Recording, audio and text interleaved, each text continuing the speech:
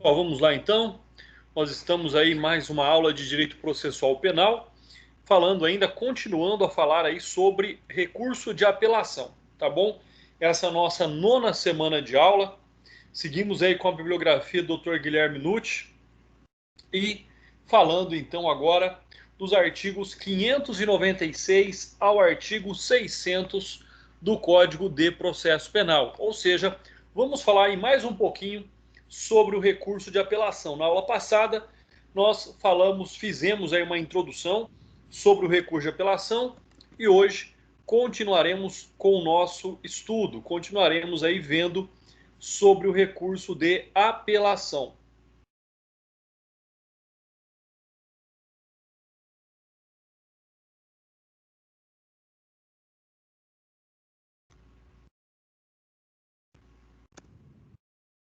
Iniciando então pelo artigo 596. Diz aí o artigo 596 do Código de Processo Penal: a apelação da sentença absolutória não impedirá que o réu seja posto imediatamente em liberdade. Parágrafo único.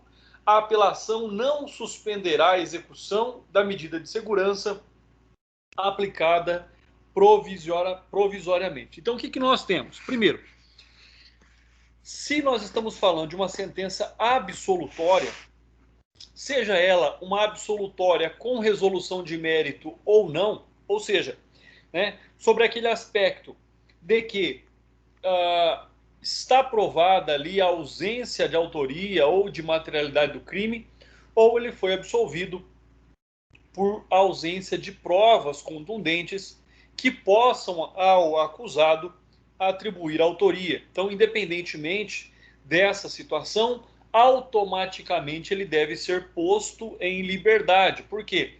Porque não existe razão para que alguém que seja absolvido, de acordo com a compreensão do magistrado, né, precise manter-se preso em razão de um recurso da acusação. Então, por isso que diz aí o artigo 596, que em havendo uma sentença absolutória, mesmo que haja um recurso de apelação por parte do Ministério Público, o réu deverá ser posto imediatamente em liberdade. Aí no parágrafo único, ele vem, na verdade, citar uma exceção. Qual é a exceção? A exceção é, se durante o processo ao inimputável foi aplicado a medida de segurança provisória, ou seja, aquela medida de segurança que não tem o condão de ser punitiva, que não se aplicou a quem já foi condenado, mas ela foi aplicada de forma a garantir ao próprio indivíduo e à sociedade uma determinada segurança. Então, ou seja, nessa hipótese, por mais que haja ali a sentença absolutória, nós vamos pensar que o recurso de apelação não suspenderá a execução da medida de segurança aplicada provisoriamente.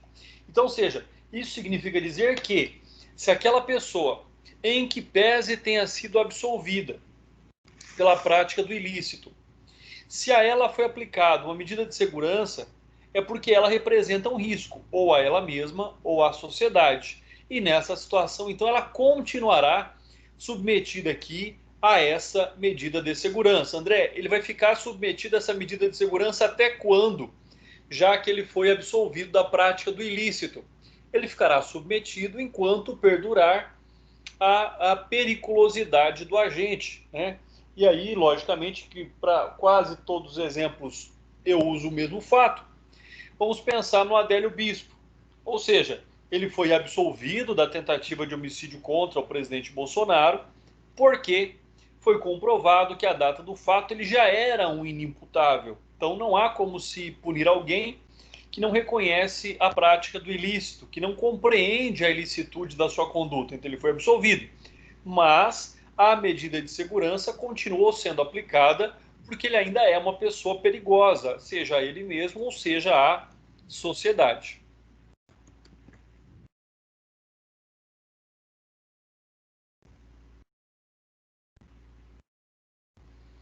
Agradecendo aqui a presença dos nossos 23 alunos aqui presentes já. pessoal avisando aí, ó, aqueles que já foram convidados para nossa sala de aula online aqui, né, não precisam ficar aguardando no lobby. Vocês têm permissão automática para entrar na sala de aula, tá bom? Somente aqueles que ainda não receberam convite, né, e na verdade quase todos receberam, vou até revisar isso, mas todos que são convidados não precisam ficar aguardando aí no lobby da nossa sala de aula, é só entrar automaticamente. Mas continuando então a nossa aula. Então, se estamos falando sobre a sentença absolutória, significa dizer aí que ela tem somente efeito devolutivo. Ou seja, não se pode ou não se permite aqui suspender os efeitos da absolvição em razão de um recurso do Ministério Público. Então, ou seja, esse é um fato do qual nós temos que lembrar, nós temos sempre que estarmos atentos a isso. Ou seja, sentença absolutória tem efeito meramente devolutivo. Perdão, recurso de apelação contra a sentença absolutória tem efeito meramente devolutivo, ou seja, apenas devolve-se à superior instância, né, a análise ali sobre aquela decisão. Então, isso é um fato bastante importante, até porque, como consta aqui, né, é naturalmente cessada a necessidade de prisão, logicamente, quando o magistrado de primeiro grau conclui pela inocência do acusado. Então, é fundamental que o direito à liberdade seja garantido, já que este é um direito como regra, né, e a prisão é um fato de exceção. Porém, pelas razões certas, demonstrando a efetiva necessidade, pode aí, por meio de um mandado de segurança, garantir o efeito suspensivo ao recurso de apelação. Então, é possível eu garantir um efeito suspensivo ao recurso de apelação? Né? É possível, desde que as razões certas sejam demonstradas. Por que eu digo isso? Por quê?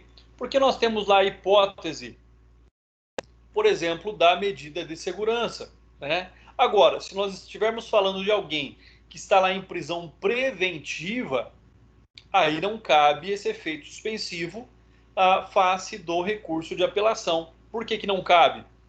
Porque sobre o manto do contraditório, sobre o crivo do magistrado que decidiu conforme as provas dos autos, pela inocência do acusado, não tem como se manter ele preso. Essa prisão, após a decisão de absolvição, é considerada como uma decisão, uma prisão ilegal, tá? Em tese ali, essa efeito suspensivo só poderia ser aplicado nos termos da medida de segurança, mas não em razão de uma sentença absolutória, tá? Então, via de regra, é inadmissível, porém, existem exceções aí que possam permitir a concessão de efeito suspensivo às consequências de uma decisão absolutória.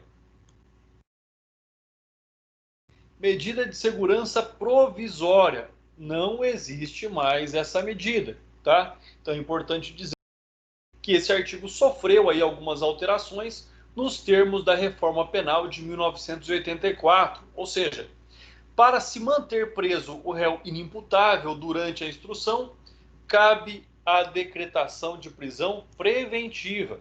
E se houver absolvição por inexistência da tipicidade ou da antijuridicidade, logicamente que aí inexiste o injusto penal.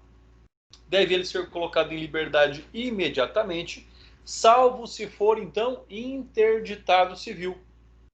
Por outro lado, quando se trata de uma absolvição imprópria, como nós já falamos, né, aquela fundada na ausência de imputabilidade ou excludente de culpabilidade, com imposição de medida de segurança de internação, deve o réu ser mantido detido sobre o regime cautelar. Então percebam a diferença daquilo que nós estamos verificando. Não existe medida de segurança provisória, só existe medida de segurança quando existe a necessidade da prisão preventiva, se ele é absolvido, ele tem que ser posto imediatamente em liberdade, salvo se ele for uma pessoa interditada civilmente, né? E aí vem todos os aspectos da interdição do direito civil, aquele que não consegue administrar os atos da vida civil, né? Ou, na hipótese aqui, de uma absolvição imprópria, olha a diferença, absolvição imprópria, ou seja, absolvição fundada na ausência de imputabilidade ou excludente de culpabilidade. Exemplo, não quer dizer que ele não praticou a conduta, quer dizer que ele não pode ser punido. Por quê? Porque ele era um inimputável, né? Ou seja, aquele que não tem discernimento para reconhecer o ilícito da conduta. Com imposição de medida de segurança de internação, deve o réu manter-se detido sobre o regime cautelar, conforme o exemplo que eu passei para vocês do Adélio Bispo. Artigo 597 do Código de Processo Penal. A apelação de sentença condenatória terá efeito suspensivo. Percebam, se a sentença é absolutória, não tem efeito suspensivo. Se a sentença é condenatória, tem efeito suspensivo, salvo exceções, né? Ou seja, conforme temos lá o disposto no artigo 393, a aplicação provisória de interdições de direitos e de medida de segurança, artigo 374 e 378. E o caso da suspensão condicional da pena. Então, percebam aí uma diferença bastante importante. Se a sentença é absolutória, não cabe efeito suspensivo. Se a sentença é condenatória, nós temos o efeito suspensivo quanto aos efeitos da condenação, também lá descritos no artigo 91 e no artigo 92 do Código Penal, que trata dos efeitos genéricos e efeitos específicos da condenação. O que é, então, o efeito suspensivo e devolutivo da sentença condenatória? Ou seja, o recurso contra uma sentença condenatória, ele é recebido em seu duplo efeito. Percebam, se a sentença é absolutória, o recurso de apelação é recebido somente no efeito devolutivo. Se a sentença é condenatória, o recurso de apelação é recebido em seu duplo efeito, tanto suspensivo quanto devolutivo, né? Ou seja, então essa é uma situação bastante importante. Qual é a finalidade, né? Esse efeito suspensivo, ele tem por finalidade não sendo executado até que haja o trânsito em julgado, a fim de que não se ofender o princípio da presunção de inocência, até mesmo em razão, né, da decisão recente lá do STF, que considera-se culpado somente após o trânsito em julgado do processo. Quais são as exceções previstas no artigo 393? Não existem mais. Percebam, não existem mais, pois o referido artigo foi revogado pela Lei 12.403 de 2011, tá? Então, voltando aqui, não existe mais o dispositivo excessivo do artigo 393 do Código de Processo Penal. Aplicação provisória de interdição de direito e de medida de segurança. Mesma coisa, não há mais a aplicação dessas medidas provisórias após a reforma de 84.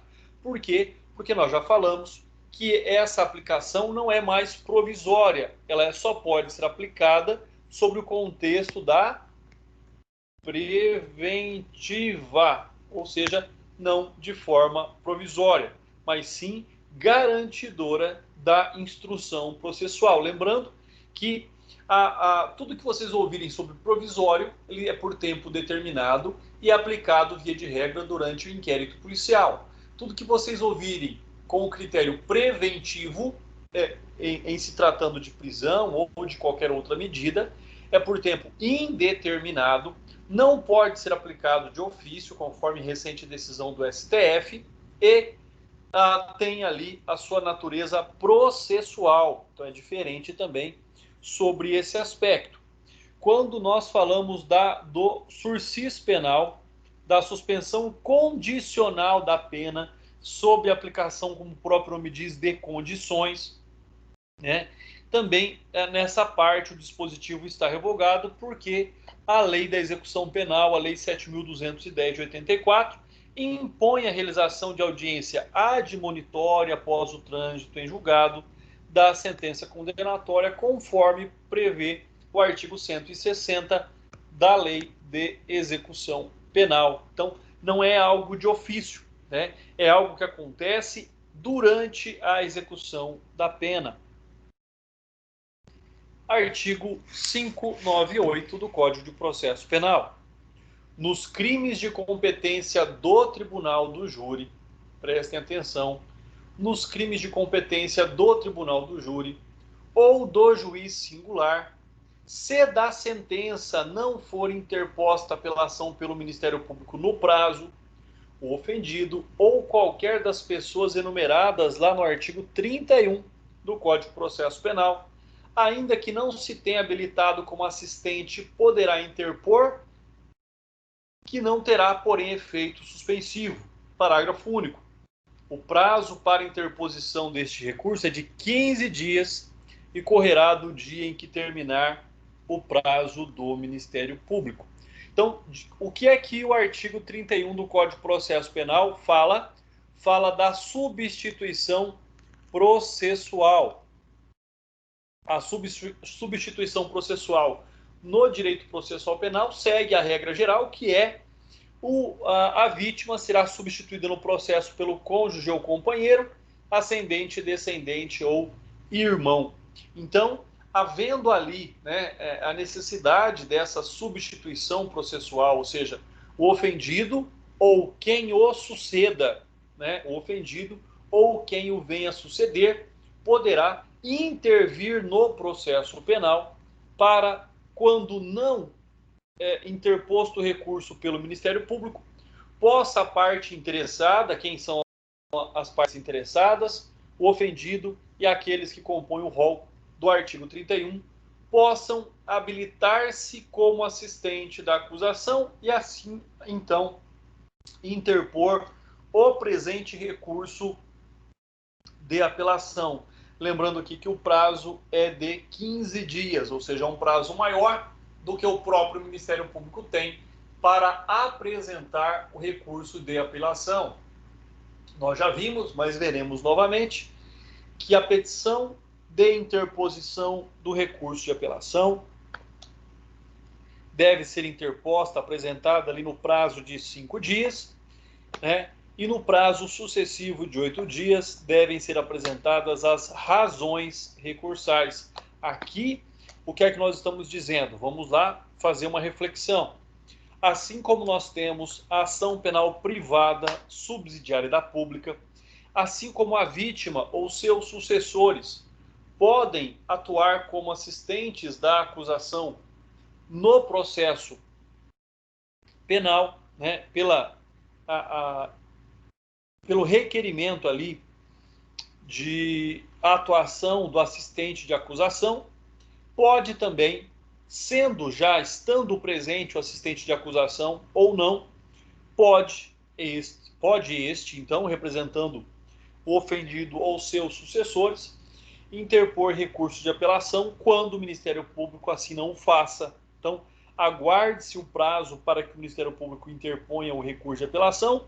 Se este não interpõe, pode o assistente de acusação, então, interpor o recurso de apelação. Pessoal, lembrando que o recurso de apelação ou o direito de recorrer do Ministério Público não é obrigatório, né? O Ministério Público recorre quando ele entende que existem ali requisitos necessários ou haja necessidade na busca da justiça de interposição do recurso. O interessante é que, interpondo o recurso, não pode o Ministério Público desistir, né? A indisponibilidade da ação penal, tá? Isso não se aplica aqui ao assistente de acusação, tá? Então é importante. Se ele já estiver no processo, ele tem um prazo natural para interposição do recurso. Se ele não estiver no processo, pode habilitar-se para, conforme diz aí o parágrafo único, no prazo de 15 dias, apresentar o recurso de apelação na ausência de recurso do Ministério Público. Apelação do Ministério Público. Então vamos lá. Primeiro, o Ministério Público não é obrigado a recorrer. Em recorrendo, não pode desistir do seu recurso, tá?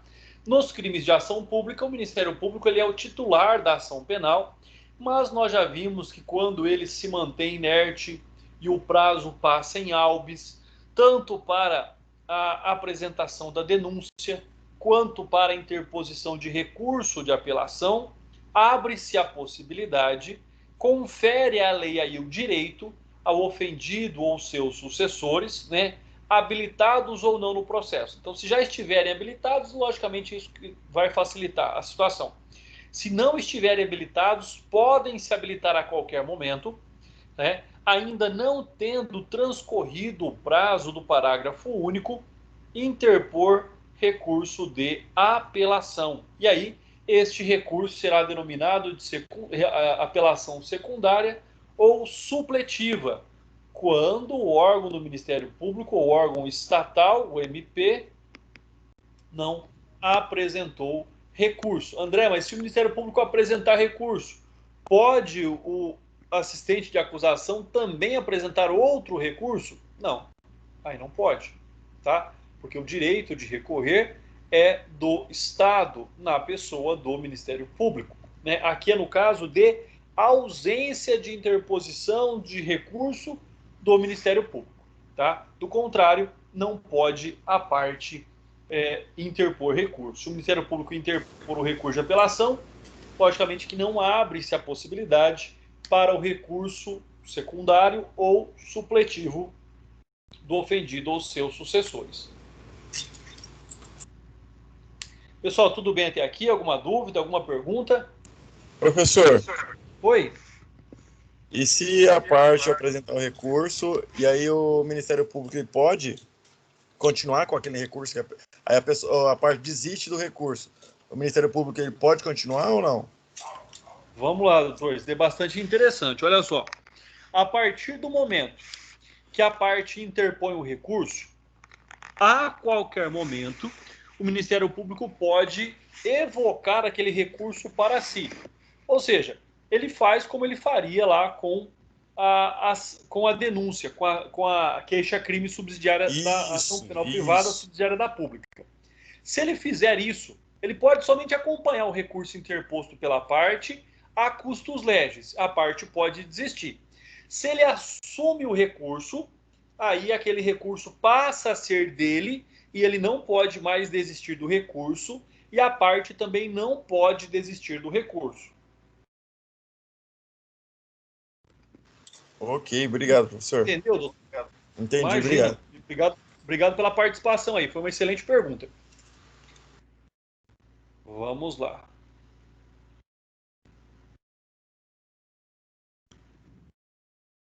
Apelação de corréu em lugar do Ministério Público, pessoal. Percebam aqui. A lei fala no ofendido ou seus sucessores.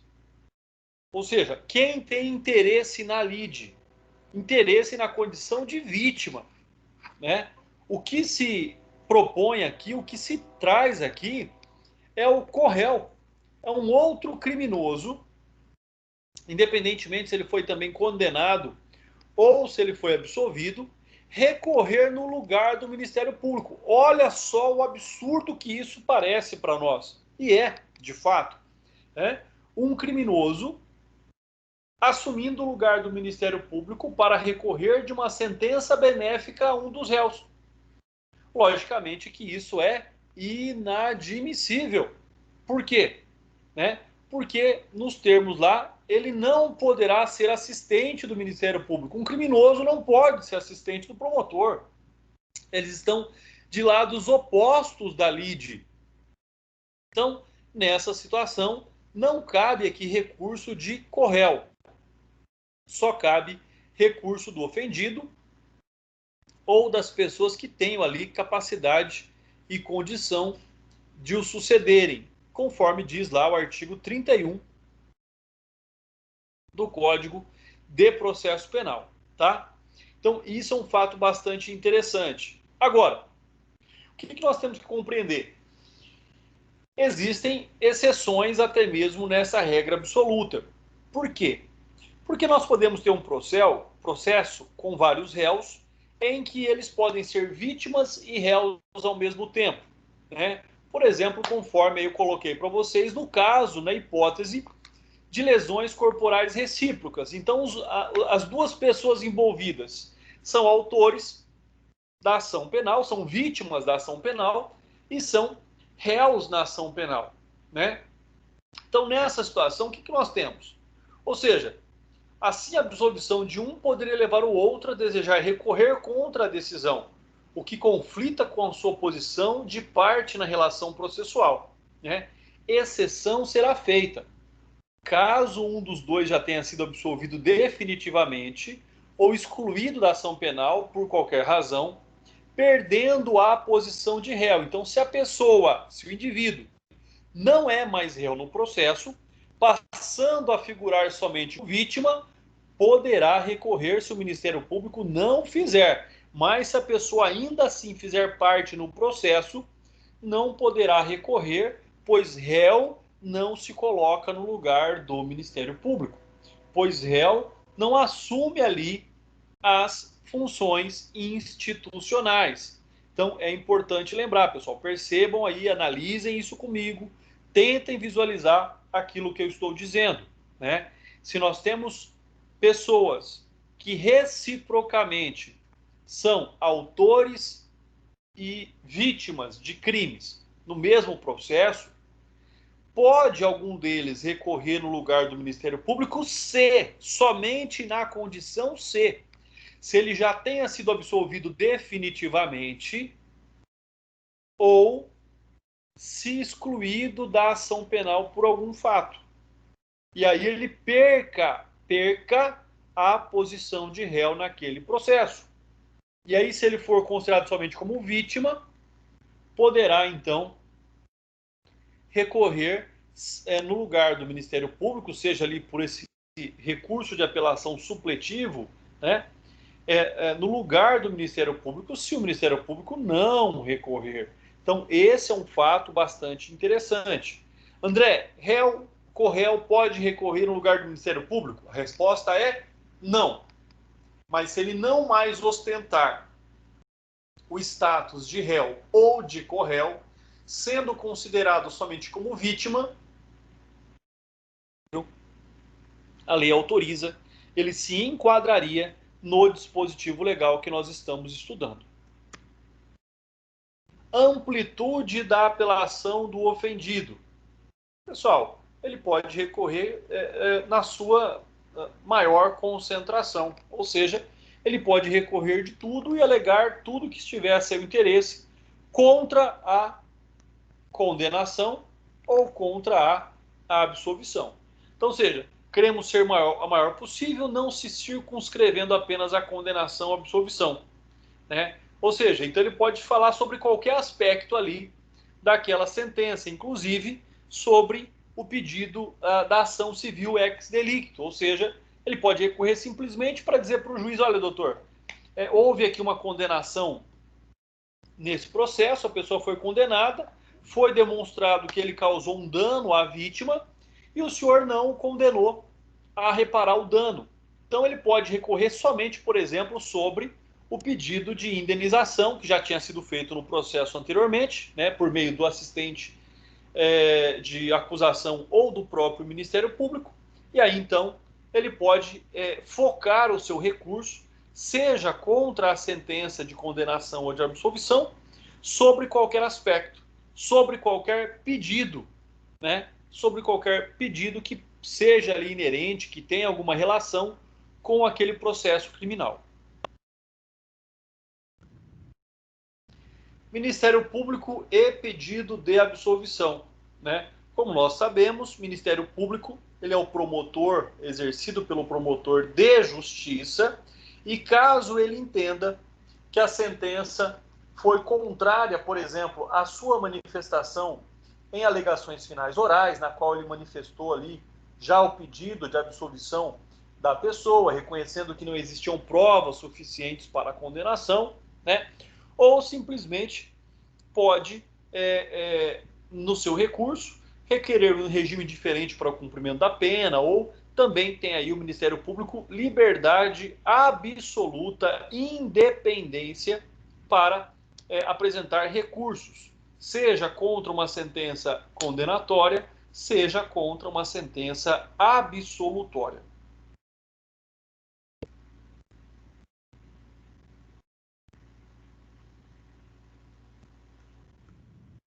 Prazo legal para o recurso de apelação do ofendido. Nós já vimos lá no parágrafo único do artigo em estudo. Mas, para confirmar, e logicamente sobre tudo aquilo que é certo, sempre existem posições em contrário, cito aqui a súmula 448 do STF.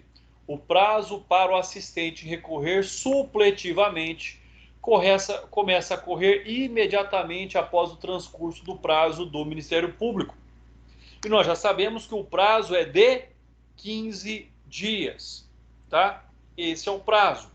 Então, o que nós temos que compreender sobre esse aspecto, sobre esse prazo, então, que tem o assistente de apelação, assistente de acusação, para apresentar o recurso, para interpor o recurso de apelação, caso o Ministério Público não faça, né? Existe a seguinte circunstância: se ele já está habilitado no processo, ou seja, se ele é um assistente de acusação que vinha acompanhando o processo, aí ele teria então o prazo de 5 dias para interpor o recurso. Se este assistente da acusação não fazia parte do processo, e aí então ele será habilitado neste momento, aí ele teria 15 dias para apelar. Então, ou seja, qual é a posição majoritária nesse sentido? É que ele tem sempre 15 dias, ou de que ele também teria 5 dias, como a regra geral, para interposição do recurso de apelação, né? Se ele já for assistente de acusação no processo quando da prolação da sentença. Então, primeiro, é preciso ressaltar, no entanto, que o entendimento atual do pretório excelso, pessoal, pretório excelso é STF, né? É a corte maior que nós temos no nosso país, em grau de poder judiciário.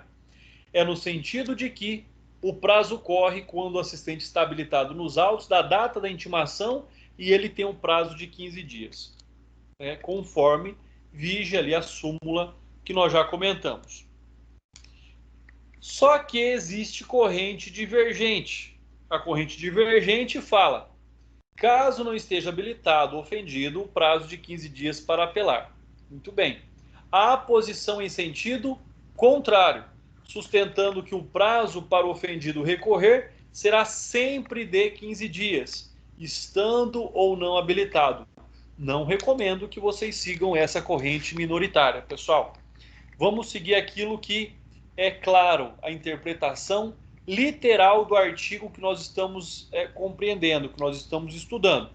Se o assistente de acusação já está atuando no processo, já vem acompanhando o processo desde o início, ou pelo menos, né, ali da sentença em diante, segue o prazo de 5 dias, segue o prazo de 5 dias, tá?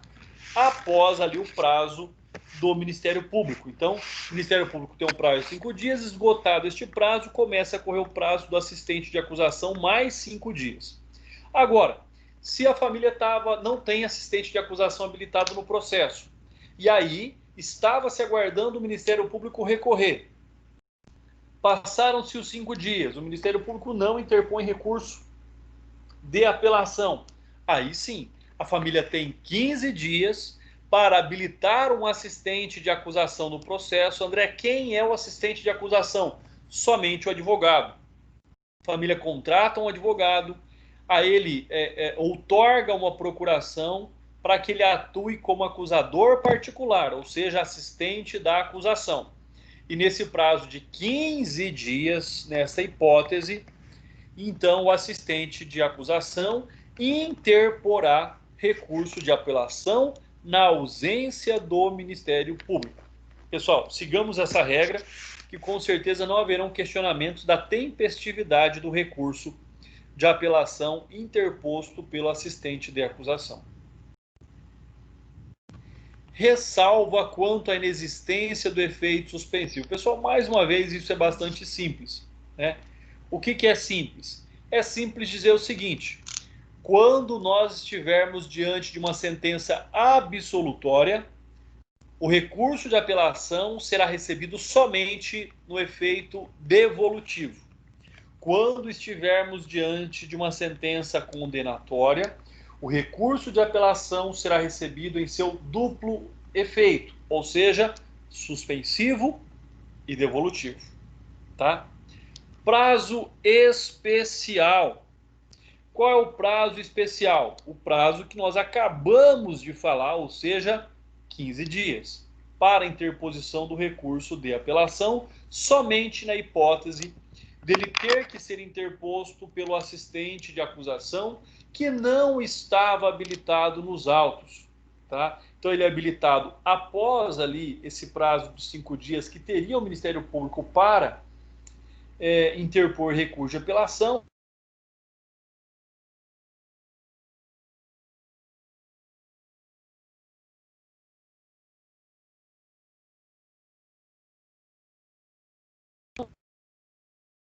E aí, então, sem ter curso de apelação supletivo, tá? A jurisprudência do STJ diz a respeito que o termo inicial para o assistente não habilitado nos autos é de 15 dias após findado o prazo para o Ministério Público, de modo que não interposto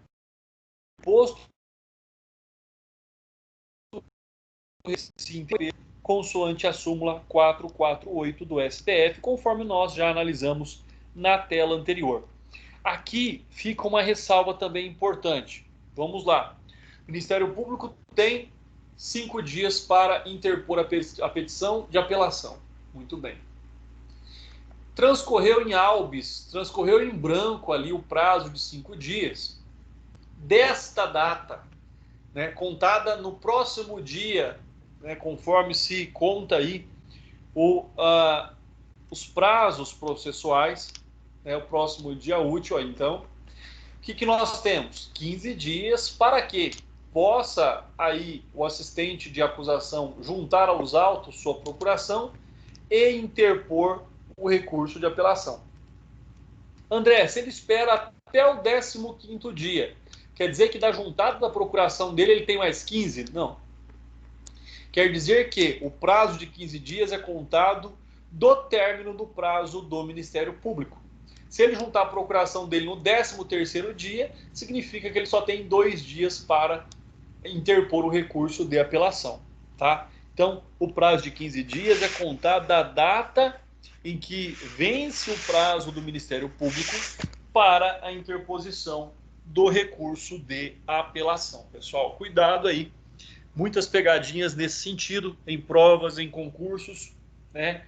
E inclusive na prática profissional.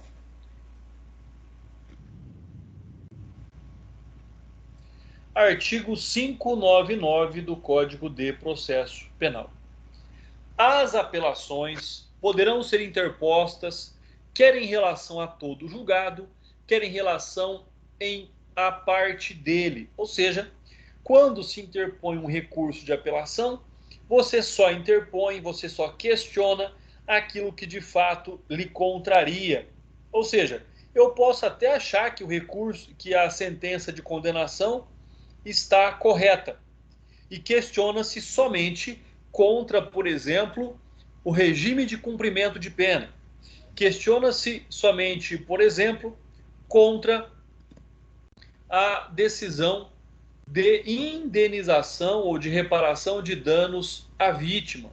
Então, ou seja, existe também, como eu disse aí, uma liberdade ampla, uma liberdade plena para se interpor o recurso de apelação, seja ali alegando tudo o que é necessário contra a íntegra da sentença condenatória ou absolutória, ou somente com relação à parte dela.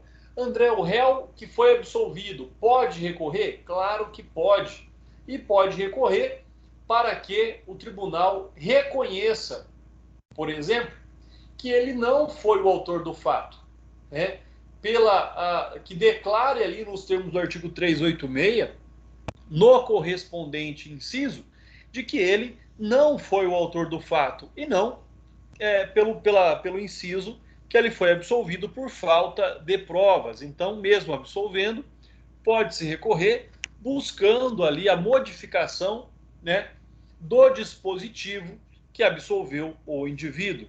Então, contra todo o julgado ou em relação à parte dele, não há nenhum problema em se recorrer contra pequenos aspectos, vamos assim dizer, da sentença, seja ela condenatória ou absolutória. Então aí já temos essa explicação, né? E é importante dizer o seguinte: o mesmo se dá no tocante ao Ministério Público. Aliás, este artigo está em harmonia com o artigo 593, parágrafo 4º, que diz ser cabível a apelação ainda que somente de parte da decisão se recorra, evitando-se então recurso em sentido estrito. O exemplo dado também nos termos da análise lá do artigo 593, parágrafo 4º, foi o da negativa da concessão de sursis, quando tal acontece na sentença condenatória. Assim, o réu, pretendendo questionar somente parte da sentença, deve interpor recurso de apelação e não recurso em sentido estrito, porque nós não estamos diante de uma decisão interlocutória. Nós estamos diante de uma decisão terminativa, do qual eu só questiono um aspecto dela, uma parte dela, e não todo o dispositivo da condenação ou da absolvição.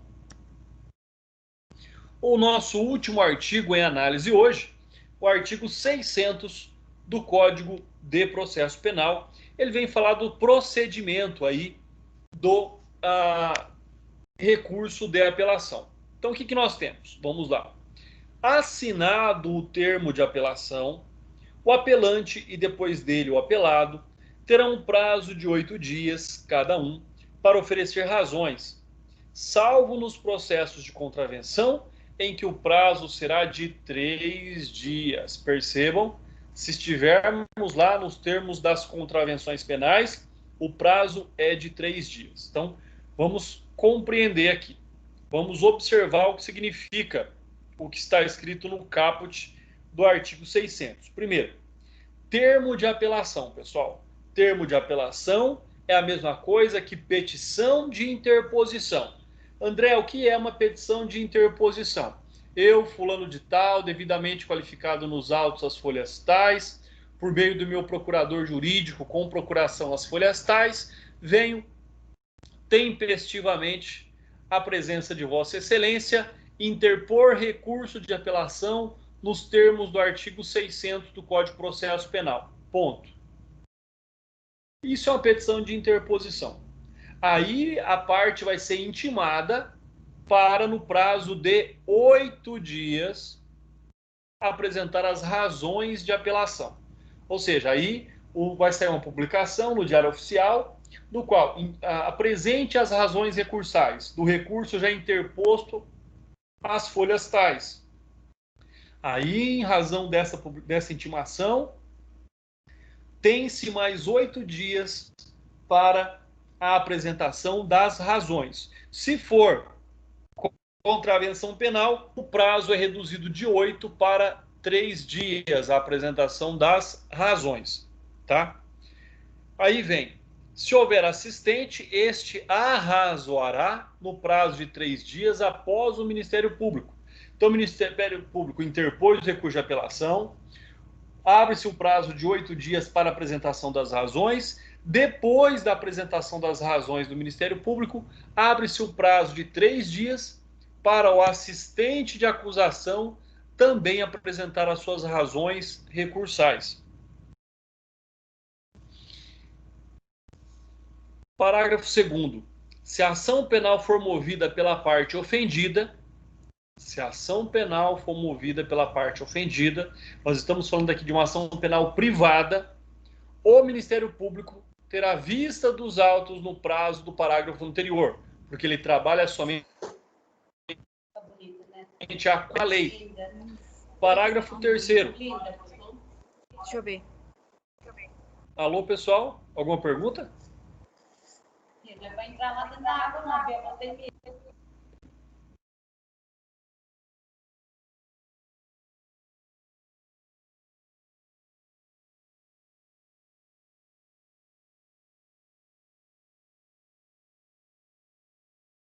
Acho que não. Continuando, pessoal. Então, nessa hipótese aqui, olha só. Se a ação penal for movida pela parte ofendida, então estou diante de uma ação penal privada, o Ministério Público terá vista dos autos porque ele é o fiscal da lei. Bom, nós temos aqui o parágrafo 3º.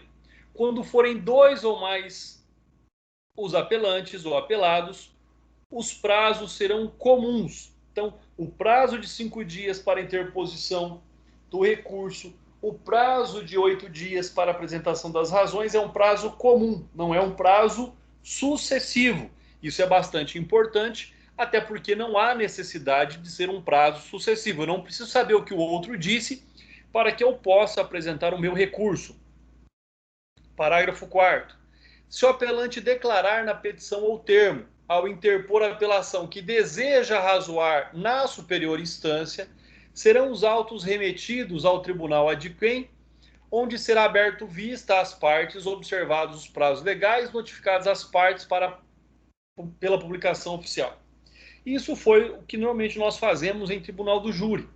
Ou seja, ao final do tribunal, se o cliente ele é condenado, lá em plenário nós já interpomos o recurso de apelação nos termos do parágrafo 4º do artigo 600. Ou seja, lá no termo vai somente dizer que a parte deseja recorrer e nos termos do parágrafo 4º do artigo 600 vai apresentar as suas razões lá na superior instância, ou seja, no tribunal. Então, quer dizer que o Ministério Público não manifestará sobre o recurso da apelação, né? Caberá ao Procurador de Justiça manifestar sobre o recurso da defesa, né? Então, essa é uma prerrogativa, pessoal. O parágrafo 4º é uma prerrogativa somente da defesa, não é uma prerrogativa da acusação. A acusação, se quiser recorrer, deverá apresentar as razões em primeiro grau, dando-se a oportunidade para a parte contrária manifestar em contra-razões, apresentar as suas contra-razões recursais. Pessoal, sempre que uma parte recorre, a parte contrária é intimada a manifestar em contra-razões de recurso de apelação. Então, lembrem-se disso. Sempre que uma parte recorre, seja a acusação, seja a defesa, seja da totalidade da sentença, seja de parte da sentença, isso não importa, mas sempre que uma parte recorre, ou seja, interpõe um recurso e apresenta as suas razões, a parte contrária é intimada para apresentar as suas contra-razões ao recurso de apelação, tá? O parágrafo 4º é uma exceção, ou seja, uma exceção concedida somente à defesa, tá? Não ao Ministério Público, somente à defesa, para que a defesa possa interpor o recurso em primeiro grau, porém, apresentar as suas razões recursais somente ao tribunal adquém. Então, quando o processo é recebido no tribunal, a parte que recorreu, que já ali interpôs a sua petição de recurso, deverá ser intimada para que possa apresentar as suas razões ao tribunal. Se ela não for intimada para apresentar as razões no tribunal, nós estamos diante de uma hipótese de nulidade, né, que é o cerceamento de defesa. Então, este é uma exceção. O parágrafo 4º do artigo 600 é uma exceção à regra. Tá? A regra é: quem interpõe apresenta as razões ali em primeiro grau. Mas a defesa tem a possibilidade, ela é obrigada a sempre agir dessa forma? Não, né? Não é. Mas se ela evocar para si o disposto no parágrafo 4º do artigo 600, ela só vai apresentar as suas razões recursais no tribunal. Você pergunta, André, mas qual é a vantagem disso? Primeiro, ele vai ganhar muito tempo para poder elaborar suas razões recursais. Essa é uma primeira vantagem. Segunda vantagem, o Ministério Público não manifestará em contra-razões. O promotor de justiça não manifestará em contra-razões ao seu recurso de apelação. Quem manifestará é o procurador de justiça. É aquele que não vivenciou o processo. É aquele que não acompanhou o processo durante a sua instrução. Ele terá acesso ao processo, mas talvez não seja aí alguém que tenha conhecimento pleno dos detalhes do penal. Então, existem muitas vantagens para que o advogado utilize-se da sua prerrogativa de apresentar as razões somente ao tribunal. Isso é comum acontecer? Não, muitos advogados não sabem que isso existe.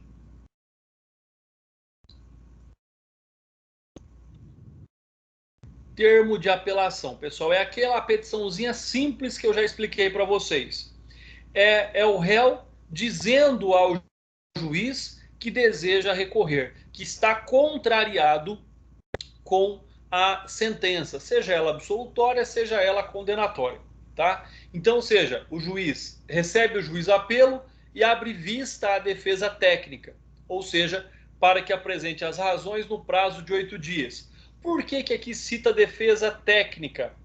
Porque eu já disse para vocês também, vocês já sabem disso, que quando o réu ele é intimado da sentença pelo oficial de justiça, o oficial já lhe apresenta o termo de recurso. Ou seja, o senhor deseja recorrer dessa sentença, o oficial de justiça chega lá, lê a sentença para a pessoa, explica muitas vezes, né, os termos da sentença. Olha, o senhor foi condenado a uma pena assim, o senhor tem que pagar tanto de multa, se o senhor foi condenado a indenizar a vítima, né? Vai explicar para a pessoa, em razão muitas vezes da sua simplicidade, o que significa aquela sentença, e a pessoa vai dizer se quer ou não recorrer. Se ela falar que quer, o oficial de justiça já vai informar o processo que aquela pessoa manifestou o desejo de recurso, ou seja, o termo de apelação já foi apresentado pela própria vítima. Então, André, quer dizer que o termo de interposição do recurso de apelação pode ser feito pela própria vítima? Pode. Pode, por meio do oficial de justiça. E aí, então, a defesa ela é intimada para apresentar as razões no prazo de 8 dias.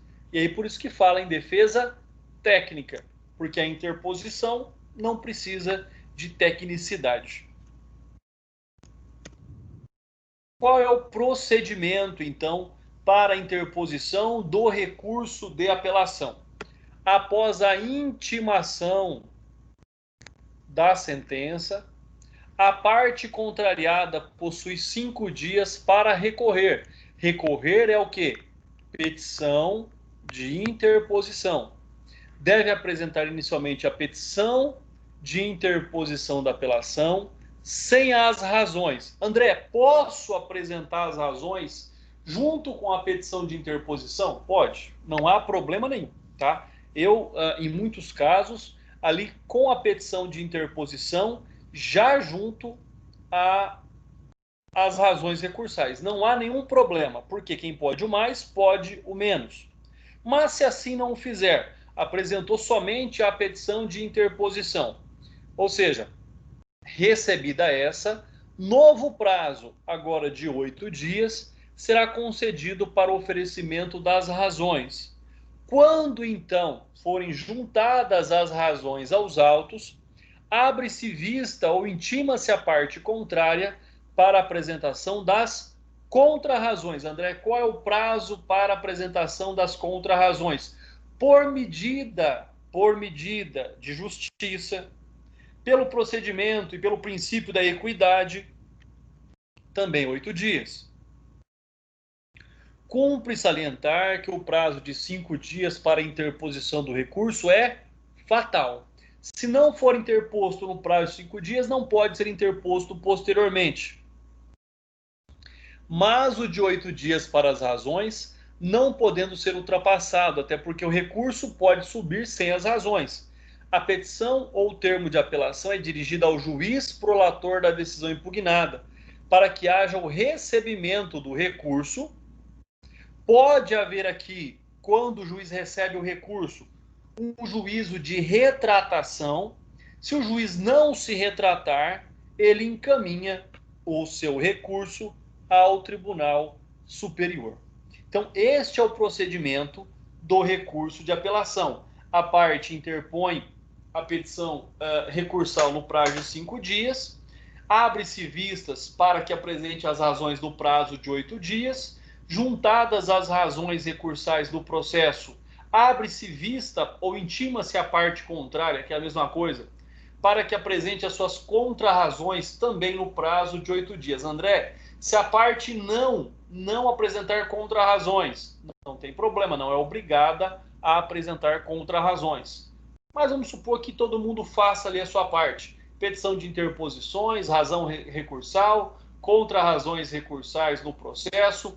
O juiz não reconhecendo ali de ofício a pertinência da reforma da sua decisão, ou seja, não exercendo o juízo de retratação, encaminha para julgamento no tribunal o presente recurso de apelação. Arrazoado do assistente de acusação, ou seja, quando o Ministério Público recorre, segue-se essa mesma regra, ou seja, 5 dias para a petição de interposição, 8 dias para as razões recursais. Apresentadas as razões recursais, abre-se vistas, intima-se o assistente da acusação para, no prazo de 3 dias, apresentar as suas razões recursais, tá? Razões recursais. Aqui nós temos que falar também que, quando o recurso é da defesa, o assistente da acusação também pode se manifestar em contrarrazões quanto e contrariamente ao recurso da defesa, tá?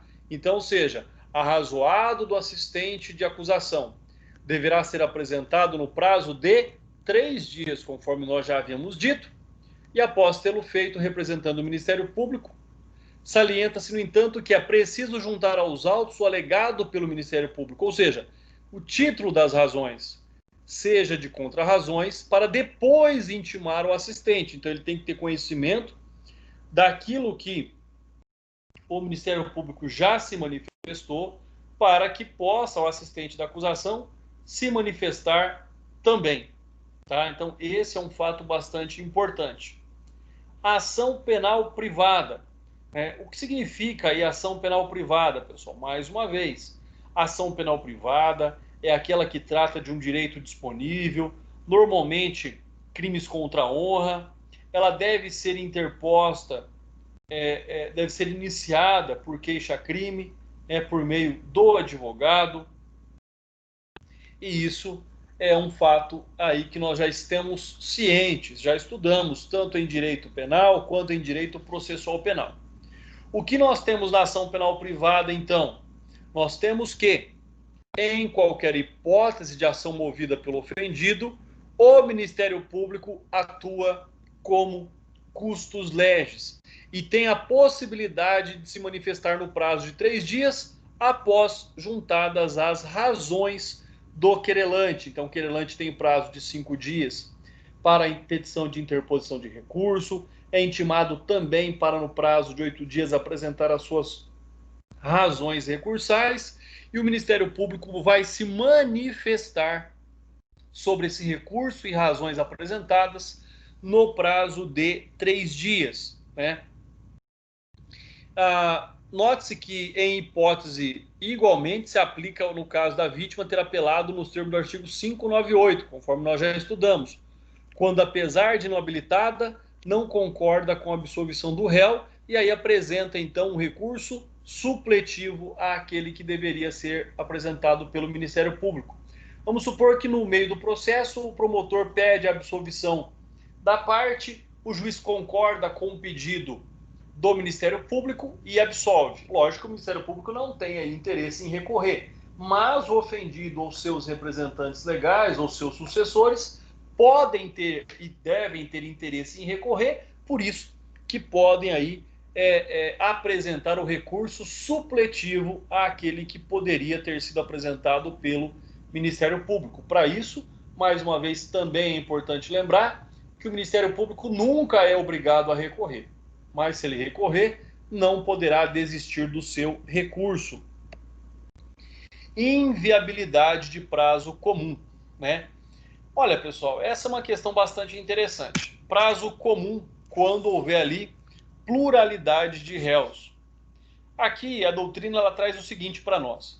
Embora seja um corolário do princípio da economia processual exigir que todos os apelantes e apelados manifestem no mesmo prazo, agilizando o trâmite do processo, poderia sim ser inviabilizada a ampla defesa ou mesmo restringido o duplo grau de jurisdição.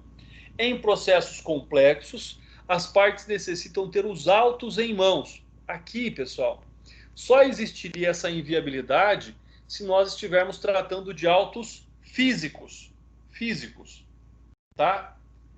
Porque o que acontece?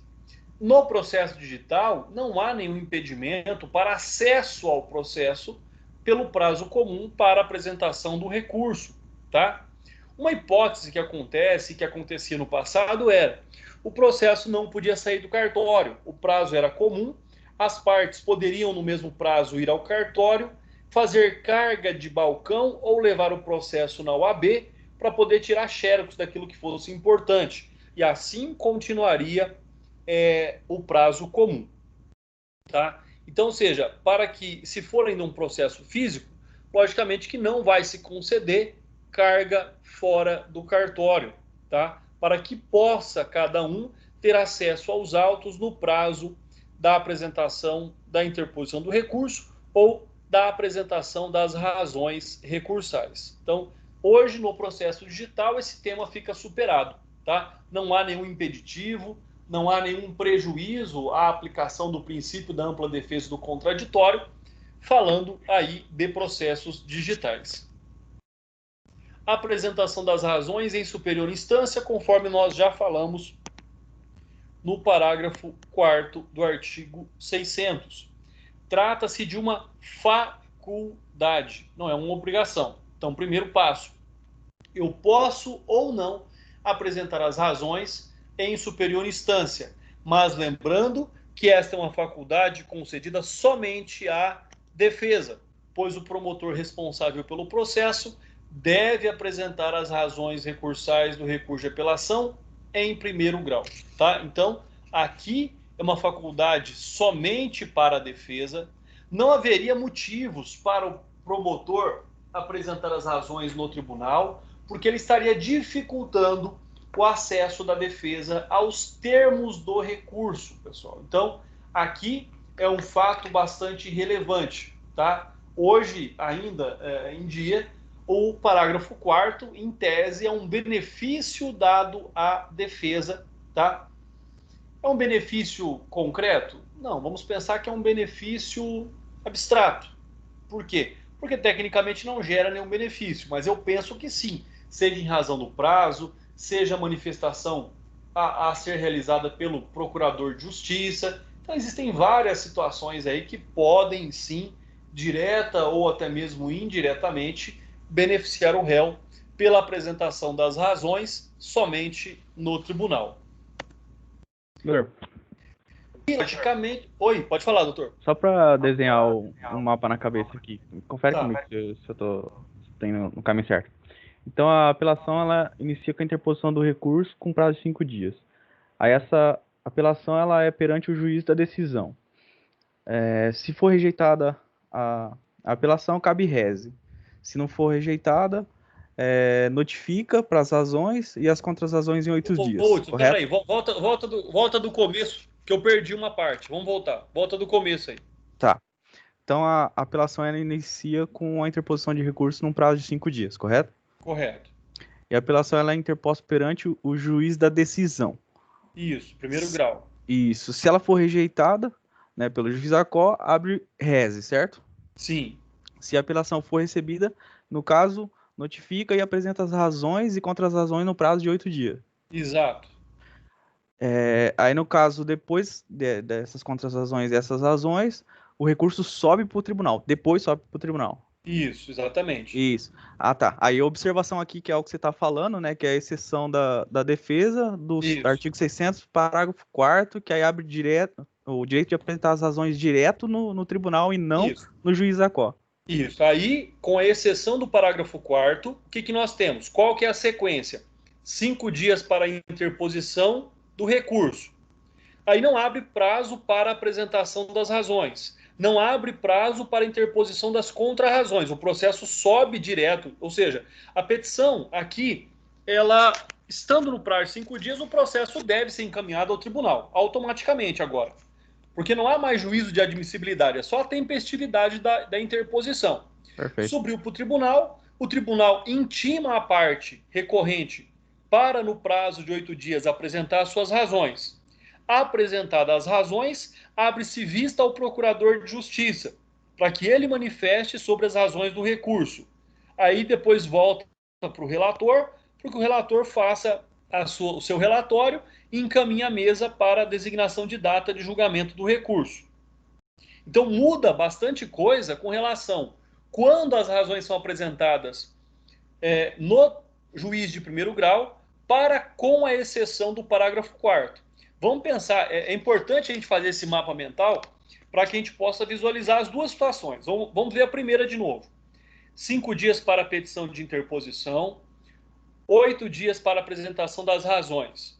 Apresentou as razões, intima-se o Ministério Público para manifestar em contra-razões também no prazo de 8 dias.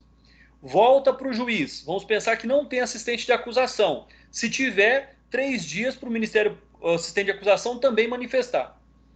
Voltou para o juiz. O juiz pode realizar o juízo de retratação da sua decisão. Pode realizar o juízo de retratação. Não realizando o juízo de retratação, faz o juízo de admissibilidade recursal. Aí encaminha para o tribunal. Aí é o rito de julgamento no tribunal.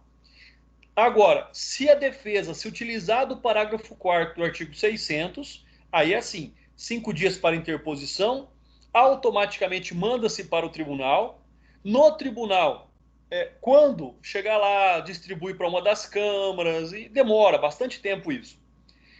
A parte é intimada para apresentar suas razões. Apresentou as razões, vai para o procurador de justiça, volta para o relator, vai à mesa para a designação de data de julgamento. Então, nós temos uma mudança de procedimento muito grande quando a defesa se utiliza dessa prerrogativa do parágrafo 4º do artigo 600 do Código de Processo Penal. Entendeu? Perfeito, doutor. Tá tentando pôr esse mapa na cabeça para ficar mais fácil de lembrar Não, depois. mas Né? é importante. E aí, Hudson, tem um detalhe. Vamos supor que chegou lá no tribunal. Se a parte não for intimada para apresentar as razões, nulidade do processo. Porque não foi dada a oportunidade de exercer a ampla defesa ou a plenitude de defesa, né? Que é um caso concreto. Nunca tinha acontecido comigo, por exemplo. Mas eu já até comentei sobre esse fato, mas novamente para a gente lembrar sobre esse tema. Olha só uma situação interessante. Eu fiz um tribunal do júri em Campina Verde, 2 réus, um réu presente e um réu foragido. Meu réu estava presente, preso e presente. O outro foragido. Os 2 foram julgados, até porque vocês sabem que o réu não é obrigatório que ele esteja presente no tribunal do júri para que Sim. o tribunal do júri aconteça. Muito bem. Nós, eu e o outro advogado, fizemos a interposição do recurso de apelação dessa forma em audiência. Ou seja, pela prerrogativa do parágrafo 4º do artigo 600. Né? Na verdade, o motivo que nós utilizamos dessa prerrogativa foi para dar uma cutucada no promotor, dizendo, olha, nós vamos recorrer e você não vai falar nada sobre esse assunto. Né? Mas para isso, na verdade, ali. E aí o que acontece? Chegou no tribunal, ou melhor dizendo, antes disso, o promotor também recorreu da decisão, achando que a pena deveria ser maior. Então, nós fizemos a petição de interposição no processo, e o promotor fez a petição de interposição, apresentou suas razões, nós, advogados, fomos intimados a manifestar em contra-razões, e aí o processo subiu. Chegou no tribunal, não sei se já nesse momento de pandemia, só viram o recurso do Ministério Público. Não viram as nossas petições de interposição. E o processo começou a seguir lá como se só tivesse o recurso do Ministério Público. Se o meu cliente tivesse solto, eu ia ficar quietinho, esperando para alegar nulidade posterior. O problema é que o meu cliente está preso e cobrando o julgamento do recurso. Então, o que eu fiz? Eu fiz uma petição manifestando que as folhas tais estavam presentes à petição de interposição, que não foi dada a oportunidade, não foi intimado a defesa para apresentar as suas razões, sob pena de nulidade que fossem recebidas as razões. Mas eu fiz isso por quê? Porque o meu cliente está sendo prejudicado por um lapso do tribunal. Você entendeu? Mas o outro advogado está quieto até hoje, o cliente dele está solto, o que ele vai fazer? Ele vai deixar julgar o processo, ele vai deixar tramitar, lá na frente ele vai alegar nulidade contra o cliente dele. Porque ele não foi intimado. Eu não sou obrigado a manifestar dizendo que não me intimaram. É automático, a lei está dizendo. Quando não intimado, isso gera nulidade. É uma obrigação do tribunal intimar a parte e apresentar as razões. Então, assim, tem muitos aspectos interessantes sobre esse tema. E é o que eu estou dizendo. Poucos advogados conhecem a prerrogativa do parágrafo 4º do artigo 600. Eu já vi promotor requerendo, por analogia, essa prerrogativa. Mas isso não foi aceito por nenhum tribunal, não existe nenhuma decisão precedente nesse sentido. Só cabe à defesa, não cabe ao Ministério Público. Tá bom? E aí, Ótimo, então, obrigado.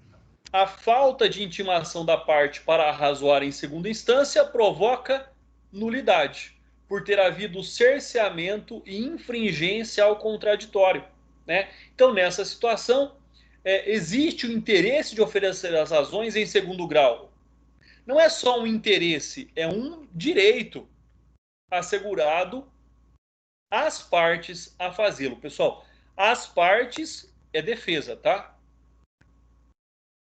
Não é partes acusação, é partes defesa. Não cabe a qualquer uma das partes do processo.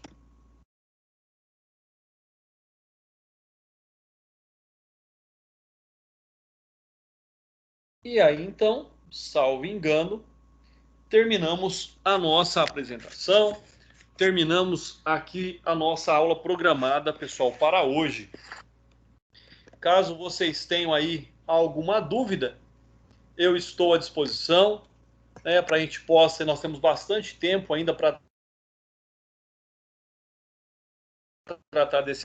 Lembrando aí que no procedimento das contravenções penais, o prazo para apresentação das razões é de 3 dias, não é de 8 dias, né? Se bem que raramente a gente vê alguma coisa hoje sobre contravenção penal, pessoal. Cada vez é mais raro nós vermos processos que tratam aí de contravenção penal. Por quê? Em razão de todo o aspecto, de toda o que a sociedade pensa sobre as contravenções penais, né? Que não são considerados crimes, são condutas que geram pouco impacto ou dano social. Então, cada vez nós vemos menos a máquina do judiciário aí trabalhando sobre processos dessa natureza, pessoal. Professor, Como eu disse, estou aqui à disposição de vocês. Oi.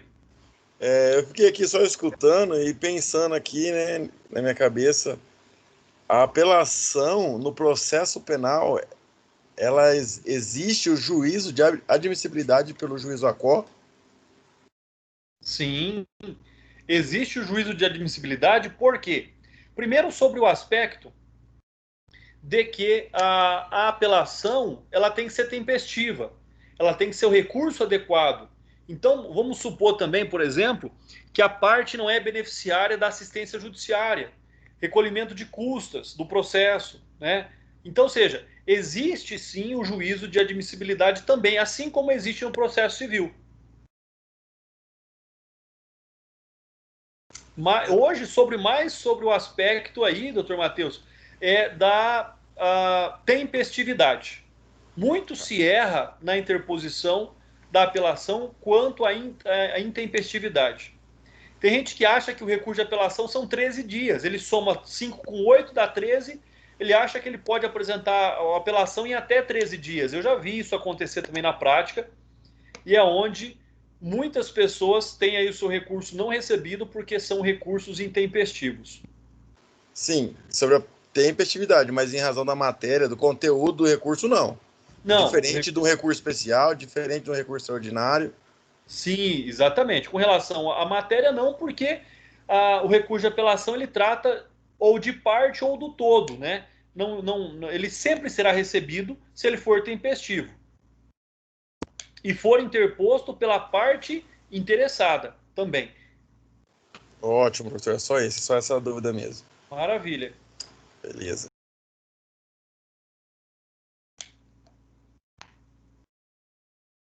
Só mais alguma dúvida aí?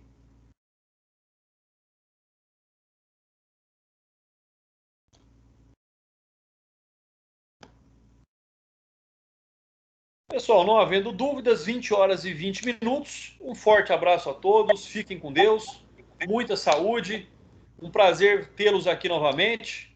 É muito bom vê-los, estou vendo aí o Dr. Hudson. Quem tiver câmera, pessoal, fique à vontade, ligue, deixa eu ver vocês, deixa eu matar um pouquinho da saudade também. É sempre bom rever os amigos aí, ver que vocês estão bem, né? Assim como nós aqui estamos bem também. Então, fico muito feliz. Ó. Hoje até cortei o cabelo, ó. A coisa tá melhorzinha um pouco aqui, né? Porque teve uns dias que tava feio, tava saindo de casa nem para cortar o cabelo. Hoje não, hoje já tá mais tranquilo um pouco. Então é bom ver vocês aí, fico muito feliz em saber que estão bem, né? Se alguém aí pegou Covid, já melhorou também, fico feliz em saber que está bem também. Não sei se tem nenhum colega que pegou, mas com certeza deve ter alguém aí que... Graças a Deus, não. Semana passada eu tava com suspeita. Ô, Lídia, ainda bem que não, ué. Não deu. Graças a Deus. Que bom. Nesse tempo, né, a suspeita ela acaba acontecendo, porque os sintomas de gripe, em calor, muita poeira, tempo seco, né, a gente acaba tendo aí os sintomas mesmo. Mas que bom, então, que estão todos bem aí. Manuel, seu microfone tá desligado.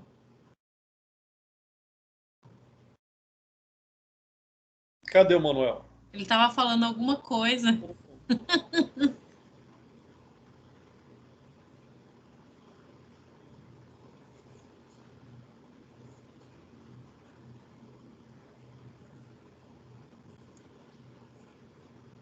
Tchau, tchau, pessoal. Até mais. Vou Um jantar. abraço, Lídia. Tudo de bom. Também. Um abraço, Boa pessoal. noite pra Também, vocês. André. Fica com Deus. Até mais. Fiquem com Deus também. Tchau, tchau.